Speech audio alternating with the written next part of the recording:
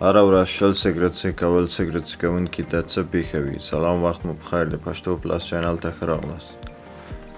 سګرت څکوونکي د زړه سږو هاضمي سیستم، تشې بولي، معده، ځیګر او د خولې سرطان رامنځته کوي او هم ورسره د سړي عمر لنډوي. پوهان وایي چې یو سګرت څکول د انسان عمر 8 دقیقې لنډوي، ځکه چې په دې کې له 4000 څخه زیات زیانمن مواد شتون لري.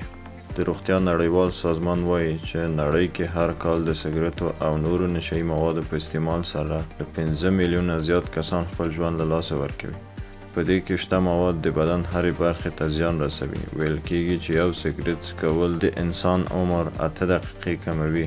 د دومره زیانونو سربیره اوس د امریکا یو پوهنتون په نویو څېړنو کې ثابته کړې څوک چې هره ورځ 20 او یا له دې زیات سګرت څکوي د سترګو په حیرانوونکې ناروغۍ اخته کېږي چې سګرت څکوونکي نشي کولی د بیلابیلو رنګونو توپیر وکړای شي. په یوه علمي تجربه کې چې د پوهنتون استادانو لخوا په زیاتو سګرت څکوونکو او کمو یا سګرت نه څکوونکو باندې ترسره شوه، دوی له دغو کسانو څخه د سکرین پر مخ د بیلابیلو رنګونو ازموینه وکړه. دوی وموندله هغه کسان چې سګرت یې زیات اندازه څکول د بیلابیلو رنګونو لکه سور، شین، زیړ یا نسواري توپیر نشو کولای. د دوی په پرتله د سګرت نه څکوونکو لید غوره و او د هر رنګ توپیر یې په سمه توګه ترسره کولی شو. څېړنه زیاتوي چې سګرت څکول د نورو بې شمېره زیانونو سربیره د سترګو لید کې خلل رامنځته کوي. په دې کې هغه کیمیاوي مواد لکه کاربن، سټایرن او سلفیت شتون لري چې لید ته سخت زیان رسوي. د څېړنې سره سم ویل شوي چې سګرت څکول په سترګو کې د وینې رنګونه تخریبوي.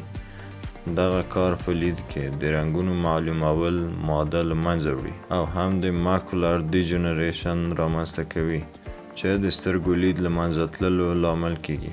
څېړونکي زیاتوي چې سګرت څکول د نورو سرطاني ناروغیو ترڅنګ پر دماغو بد اغیزه کوي چې د تمرکز، تفکر او حرکت ماده زیانمنوي.